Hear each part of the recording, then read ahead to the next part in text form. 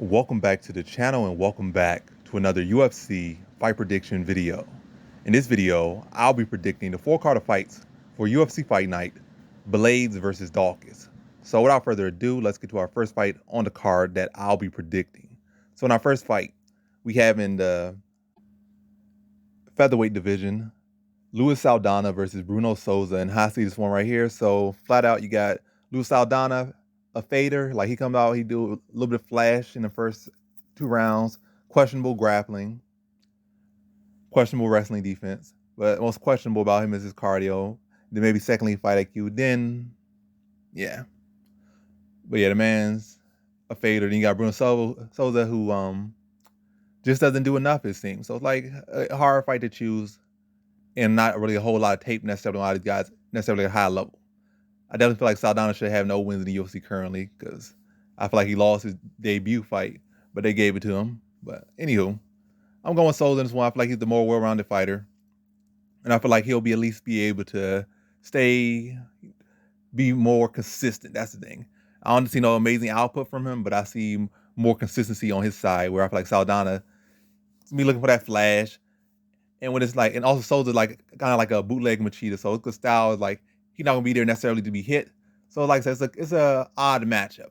I feel like Saldana probably could win the first, but then start to fade in the second, especially with Souza making a miss, making a whiff, and then mixing his own takedowns and making Saldana have to work, and then testing that questionable gas tank, questionable fight IQ, and like questionable output. I see him beating Saldana to a decision. So in this one, I got Bruno Souza via decision. Now to our next fight we have in the flyweight division, David Vorak versus Nikolai. And how I see this one right here in the flyweight division is I think Nikolai's a solid talent. Definitely think he's probably got the better BJJ. Striking, I give the Dvorak. Overall, I give the Dvorak, and I'm picking Dvorak to win this one. I feel like Nikolai got, set patterns on the striking. It's never good to be predictable, especially against a guy that's like Dvorak, who's a chess player. So he's gonna look to, find your weaknesses and find your patterns and break you down. And all you do is come in with a similar pattern on the feet and really in general, I think you get shut down. Also, Vorak has a solid takedown offense. So I also see Nikolai doing too much on the ground. And Nikolai really hasn't done anything all that special on the ground with anyone in the division. It's not like Vorak, some guy that has zero grappling, is like, that's his weakness. So Vorak's been in with some solid grappling. So grappling, I don't see Nikolai doing anything amazing there. Don't really see him having any success with the takedowns. And on striking, I see him having limited success on the feet. But again, the patterns, he might have a little bit of success early or a little bit, get off a little bit. But I feel like, again, Nikolai's a guy that has patterns on the feet.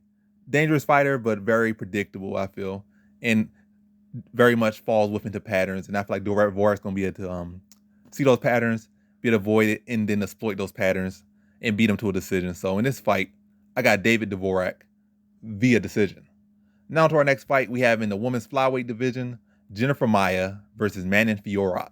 And how I see one right here between these two is Jennifer Maia is a big step up for Fiora, but again, with a lot of these divisions, like you're fighting, mediocre bums.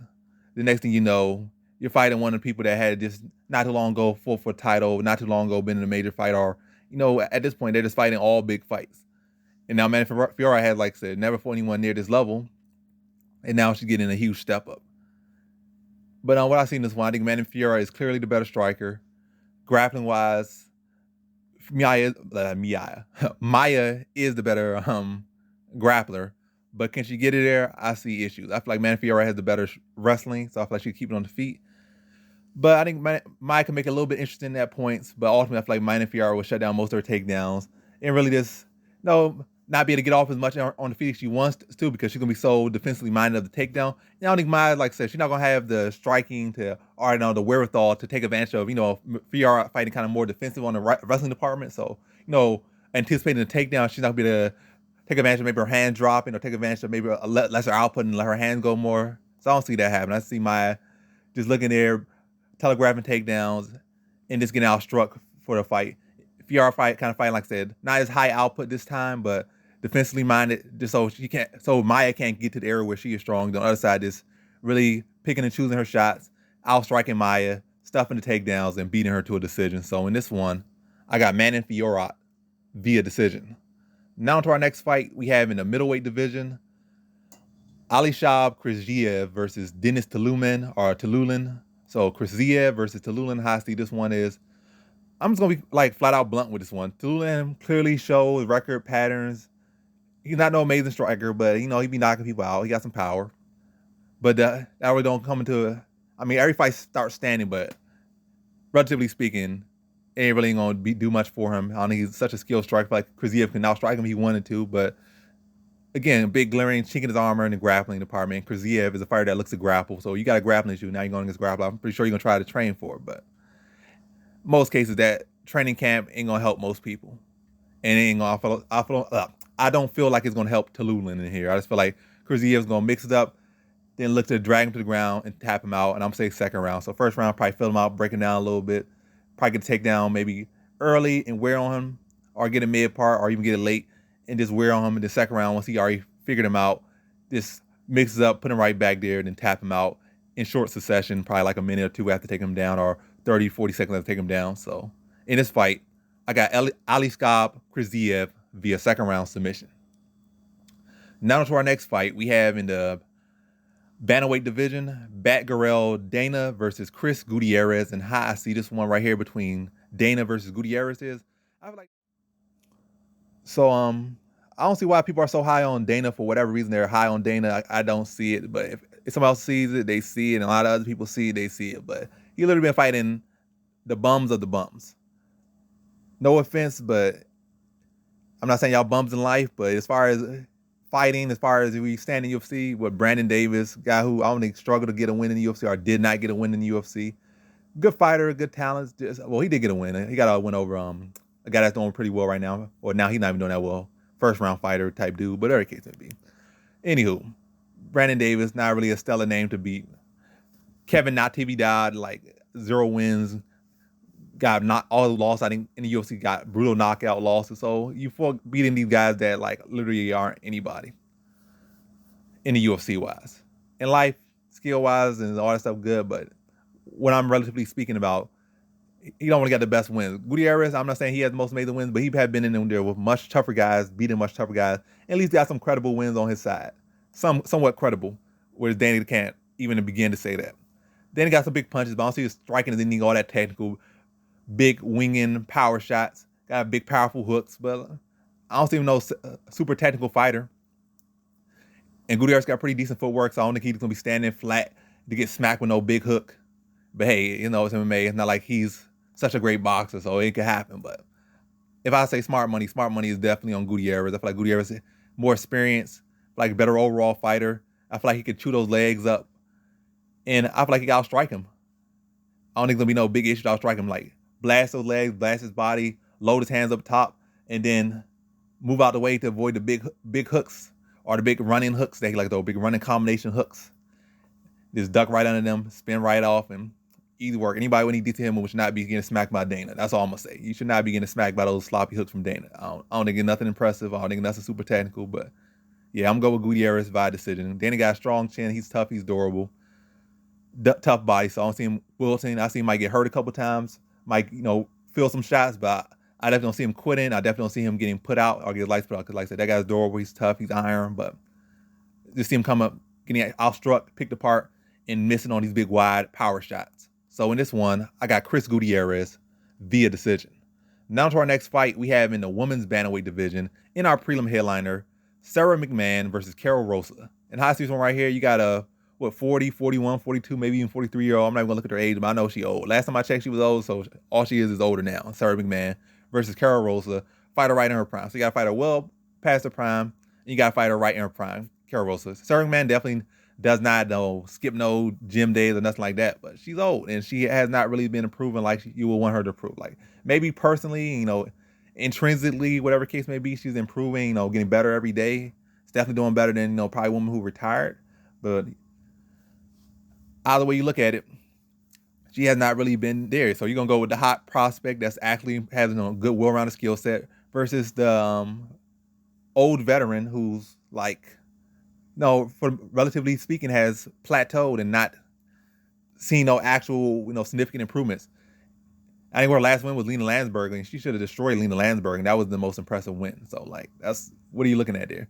She gave Juliana Pena a little bit of tough work, but Juliana Pena is, really not the best striker. And, again, Sarah McMahon, the same pattern. She fades. So I feel like Beth, she might have a little bit of a strength in the first round, maybe first and a half, maybe. I'm really gonna say first, barely. Probably, I'm gonna say she's gonna lose all these rounds. I feel like she's gonna give a good effort in the first round, but Carol Rose gonna be able to stuff some of her takedowns, work her way back to his feet, land significant strikes on her, hurt her on the feet, steal that first round. In the second round, Sarah Man will be getting tagged up, reaching for takedowns, getting sprawled on, getting peppered up, then teed off on, and then getting TKO'd in that second round. I see a pretty much dominance from Carol Rosa here.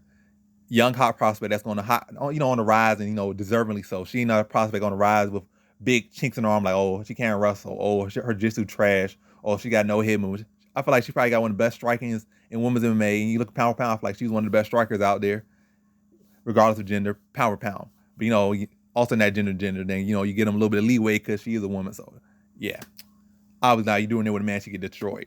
But yeah, you know where I'm going with that. But anywho, Carol Rosa via second round TKO. Now to our next fight, we have in the welterweight division, Magny versus Max Griffin. And I can say a prelim headliner was the other one, but this is the prelim headliner. But hey, doesn't really matter too much. Not really, but yeah. Actual prelim headliner, Magny versus Max Griffin. How I see this one right here. Both guys were relatively around the same age. And ain't much to really look into that. Magny's longer, taller, more experienced, more skilled in every area. I think Max Griffin definitely got a puncher's chance, but it's not like he's a one-punch knockout artist. It's not like Magny's this heartless, chinless bum. So he got chin to recover, and he got heart to take some damage. And I feel like it's not like Max Griffin pushes such a crazy pace. So I feel like Magny can really gonna look in this fight to just smother the power of Max Griffin, then from a distance start peppering him away with his limb, chewing away with kicks, and then again looking into time now, kind of similar to what he did to I forget his name right now, but yeah, his last opponent, Jeff Neal. Like he looking to do similar things he did to Jeff Neal, but probably too much more success, easier taking him down. With Jeff Neal, he didn't really take him down too much. It was more so fence holding. I feel like with Max Griffin, he can secure. I said secure. Let me slow down. I'm talking way too fast, but he can secure takedowns. It's really, like I said, just outsmart, outfight, be the veteran in there, and just be the more skilled fighter in every area, and just fight a smart tactical decision and just simply outworking Max Griffin in every area. And that's what I see. So in this fight, I have Magny via decision. Now to our next fight, we have in the lightweight division, Mark Jacasey versus Vyacheslav Borschev. So lightweight division, how I see this one right here. So Borschev, a lot of speculation with him. Like, he got some good power. He got some good shot selection. He stayed calm and composed out there. So not no noob to striking. So the guy, he's comfortable striking. Like, he's a solid striker. How good a striker is he? We don't know for sure. Hasn't really fought no one. Hasn't really beat no one. Got stunned by Dakota Bush, who's not a striker, not really an outstanding fighter. A fighter that's still trying to get his feet wet as well. So Borschev, this is a big step for him. Jacasey has been there with some solid competition. He's not necessarily a solid competitor himself yet, or hasn't proven to be, out there consistently getting big wins or anything like that, or any big wins in general. But he has been there with some big guys, and he has, did it pretty decently at times, and had his moments and had his hype behind him. But yeah, Fiziev out there got outstruck for like 2 rounds, had a good third round, but either way, like I'm saying, he's been there with some good guys. He hasn't been a guy that just folded. Rather, we look at his losses at the higher level, it's been submissions. And Borschev is striker. He's not a well-rounded fighter. And somebody said, oh, he don't get taken down. He got taken down twice in both his fights. And I think both times it was in a single round against much lesser competition. So Jacasey, I feel, can score takedown on Borschev. I don't think it's a big compliment to get taken down on Borschev. Striking-wise, I don't think Borschev has shown to be such a phenomenal striker. Right now, I think he's more hype than substance at this given moment. But this is a fight where he can prove that otherwise. But in this fight, I'm going to choose Jacasey. I'm going to choose the more experienced guy, solid striker on his side. Can be a bit chinny at times, but never a case of where it's like he's glass. Or it's more so a case of he'll get tagged a little bit. That will open up opportunities for submission opportunities. But not a case of where it's going to open up necessarily getting dropped and finished so early. But yeah, I'm going a little bit too in this one. Either way I feel this one. Striking can be a lean either way. I feel like Jacasey's the bigger, more athletic fighter. Probably pack a little bit more weight and speed behind the shots. Borschev got a little bit heavier hands. But yeah, I feel like striking's a lean. It can go either way. But I feel like Jacasey has the experience and he has the grappling on his side in droves. So I feel like he can mix in the takedowns to edge the fight for him. See, it's a very competitive fight, but Jacasey edging it with his grappling. Matter of fact, I see him break him down and then tap him out in the third round. But competitive fight up and through. But I think Jacasey's mix up in experience will allow him to get a victory over Borschev. So in this one, I have Mark Jacasey via third round submission. Now to our next fight, we have in the heavyweight division, Alexei Olynyk versus Ilir Latifi. And how I see this one right here, Olynyk is pretty shot worn. Latifi took some pretty big damage as well, but Olynyk is like 43, not the best striking, really relies heavily on getting the fight to the ground. I mean, he could definitely tag you with some weird striking. He definitely got some unusual power, unusual striking, unusual grappling, just an unusual dude. But if you could keep him on feet, for the most part, you're pretty good. Like, you can keep Olynyk on feet, which I feel like Latifi should be able to do. Latifi has solid takedown offense. He's built like a rock, has a pretty solid wrestling background. So he's very strong. I mean, on top of that, got solid wrestling background. And on top of that, got no neck. On top of that, he's short and squatty. So it's going to be hard to take him down. It's not like Olynyk got no great judo or anything like that. Even if, like I said, Latifi like a rock, it's hard to shake him any which way, unless maybe you hurt him first. So I feel like Olynyk's going to struggle if he wants to get it to the ground. Then on the feet, I feel like Latifi bigger, explosive, younger. And Olynyk, like I said, has been getting knocked out a lot in his latest fight. So I don't feel like he can wear that damage the best. I feel like Latifi's going to be able to unload and put him out in the second round. So I feel like first round, probably more fill-out process. Latifi kind of touching him up and hurt him late in that round. And in the second round, finishing him off pretty early in that second round. So in this fight, I have Ilir Latifi via second round TKO.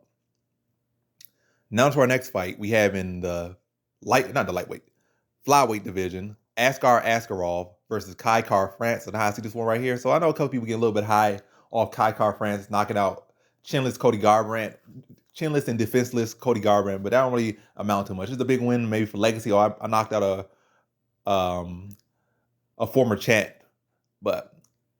from a higher weight class, but similar to like with the Dillashaw. I'm not gonna say Dillashaw. It's not even similar, but it's similar but not similar. But yes, it's a case where a guy came down, already not doing the best. Now he's even drained. He had no chin at bantamweight. It has even less chin at 25. Had lost his speed advantage by going up 25. So like he just really took away all his advantages and made his biggest disadvantage even worse, or his biggest disadvantages even worse. So big win, but he's not fighting Cody Garbrandt. Azkarov, I feel like could take his power. I'm not saying he's going to be out there trying to test his chin, and he's not going to be out there looking to test his chin. But if it needs to be, I feel like Azkarov can take at least one good shot from Kai Kara-France, at least a couple good shots. Or the case is going to be, he's not going to be there to take those big shots flush. Like I said, he's going to be moving, he's going to be looking to wrestle, and make Kai Kara-France have to deal with multiple threats. It's not going to be out there just trying to have a striking match out there with him. He's not going to be out there just looking for takedowns. He's going to be looking to use his length, looking to use his reach, and look to use his well-rounded skill set. I think he's a more well-rounded and more fleshed-out fighter. I think he fights smart, fights smooth.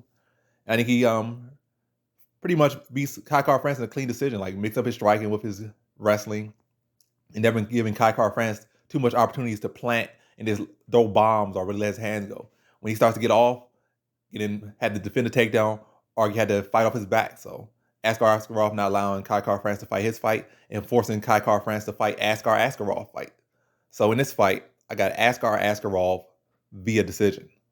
Now to our next fight, we have in the welterweight division, Matt Brown versus Bryan Barberena. So I already made my pick for I made my picks for this card and for these fights and whatnot. So I'm not going back, but I heard that Matt Brown is, this is hometown. Maybe I should look into that a little bit more, but I don't really care about hometown or this and that, or if he dated his sister or this and that. A lot of times that's not really the biggest factor. People are losing their hometown all the time. People do this and do that.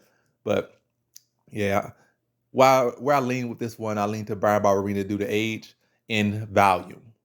And durability. Bryan Barberena not a guy that typically gets put out real easy. You got to destroy him before you put him out. I know Matt Brown definitely has the power and the skill to put him out, but his output just is not it right now. I just don't see his output being all that crazy. I think his significant strike has been like 40 or less, so it hasn't been a high output of like significant strikes from him. And I feel like Bryan Barberena is young. He's a high volume fighter that's durable, that's going to be in your face. And he's not going to be necessarily all the time just straddling the cage for Matt Brown, the old senior citizen Matt Brown, to walk him down and tag him up. I mean, Matt Brown definitely the more technical fighter without a doubt. I can say that with 100% certainty. He's definitely the more technical. I think he's definitely the better fighter in that sense. But age is undefeated. Bryan Barberena is still kind of roughly in his prime. He's not a super stellar fighter himself. He has some good performances that didn't go his way. He has some good performances that didn't go his way, like with Leon Edwards, Vicente Luque, et cetera, et cetera. But nonetheless, I think it's gonna come down to the fact that Brian Barberina's gonna be aggressive. He's gonna throw up a lot of volume, and Matt Brown, like I said, he can be sharper, but I feel like he's gonna fade, and he's not gonna wear the shots as well as Brian Barberina. I mean, Brian Barberina ain't gonna look. Brian Barberina ain't gonna go out there looking like no tank, ain't looking like no Superman, but he gonna more so look like a Wahoo.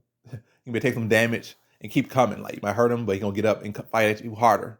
And Matt Brown, like I said, he gonna be looking good, looking sharp. But Brian Barberina will smash him with some inside leg kicks in his face, slap him in the face with some little slappy punches, probably rip some kicks to his body, and just throwing up shot after shot after shot. Whereas Matt Brown, like I said, he can be sharper, but he's not gonna be nearly as active. And I feel like that's gonna be an issue. I mean, that is an issue for a lot of older fighters. Like, they be more experienced, they be smarter, they be this and they be that, but they don't be as durable no more, and they can't maintain a pace. Like, their pace be much. They gotta fight measure pace. They gotta wrestle more. They gotta stall more to beat these younger guys. I think Brian Barberina not gonna give him that space to do that. He's gonna be out there active the whole time and making Matt Brown have to work. And that ultimately is gonna cause Matt push the paces Matt Brown cannot keep up with. But yeah, very close fight, and I see a close decision. Probably split, but leaning to Brian Barberina. So in this fight, I have Brian Barberina. I'm gonna say that again. I'm getting all tongue tied out here. Brian Barberina via decision, and we editing it. We not editing it. I ain't going back. We just rolling with it. Now to our next fight. We have in our co-main event Joanne Wood, or Joanne Calderwood, but I'm gonna call her Joanne Wood, versus Alexa Grosso. How I see this one right here is I just feel like Alexa Grosso, not Alexa. I feel like Joanne Wood. No, she's just been on the downtrend for a good little minute right now. She hasn't really been making no improvements. Like, she got she advancing in life. She had advancement with well, I'm not even advancing, like she could get in married and whatnot, that type of advancement in life. As far as fighting, her head movement still pretty much negligent, non-existent. Very upright, brutal clinch. Output can be a little bit more, a lot more to be desired from her output. But yeah, like, just seeing her stagnant, maybe questionable motivation, or maybe her head not all the way there, or maybe she just reached her peak and like maybe she plateaued and she doesn't know how to get better, or maybe she's not doing the right things to get better, maybe not training the right places. I heard somebody say she's not training with the best people right now, so I don't know what she's doing. Maybe she's just loyal to wherever she's at, or maybe she likes where she's at, but it clearly ain't working out the best for her. I feel like she definitely, maybe if she was on a little bit better momentum, this would be a hard fight to pick, but given how things are, Alexa Grosso on up, Joanne Wood plateauing on the down. Got to go with Grosso here. I feel like she has much better footwork, much more fluid, much better boxing, head movement better. Not saying Grosso has amazing head movement, but much better than nothing. And I feel like the faster hands will be more active. Like I said, moving those feet. And Joanne Wood gonna be kind of fighting on a straight line, like hoping somebody run right directly into her so she can, capitalize. But Grosso will be mix up the angles, mix up the volume, and just touching like a stationary target. And Wood, who's like I said, not moving, flat-footed, and just out there to be hit. I see Alexa Grosso just teeing off on her at will almost, and then tapping her out in the second round after building up damage upon Wood. So in this fight, I have Alexa Grosso via second round submission. Now to our main event, we have in the heavyweight division Curtis Blaydes versus Chris Dawkins. And how fight right here between Blaydes versus Dawkins is interesting fight right here. We have not really seen Dawkins wrestling at all. We know he got some jiu-jitsu, and not really none of his fights have we ever seen his jiu-jitsu, especially at a high level. So I can't really say his jiu-jitsu is this or that. His brother's jiu-jitsu looked pretty decent, but we also see his brother's jiu-jitsu look like not negligent, but not look the best when getting wrestled by Phil Halls. So like, yeah, I feel like he's pretty decent with his jiu-jitsu, but how can we really rate their jiu-jitsu? I don't think that none of them are super phenomenal jiu-jitsu guys. Like, they got it for sure, but I feel like Blaydes' top pressure could really just neutralize his jiu-jitsu if he takes him down. Haven't seen Dawkins take down the fence, haven't seen his wrestling. A lot of things that we have not seen at a high level. And we haven't really seen that at the lower level, to be honest. So like, his grappling can say this and that, but we have not seen it. Size-wise, I mean, they're different in size, but I think Curtis Blaydes is much stronger. Just from seeing him around, I don't feel like Dawkins is much of a strong fighter. He's a technical fighter, but not much of a strong fighter. And with Blaydes, what we saw, like, he had issues with stronger fighters, like maybe Derek Lewis and Ngannou. Ngannou always had underrated takedown defense, and definitely his strength is nothing to be. It's clearly noted, clearly seen in his power and his physicality. So Ngannou had some technique, some decent wrestling defense. On top of that, freakish power in his hands, his kicks, and his strength-wise. So Ngannou was a bad matchup for him. He could keep him on the feet and then tee off on him.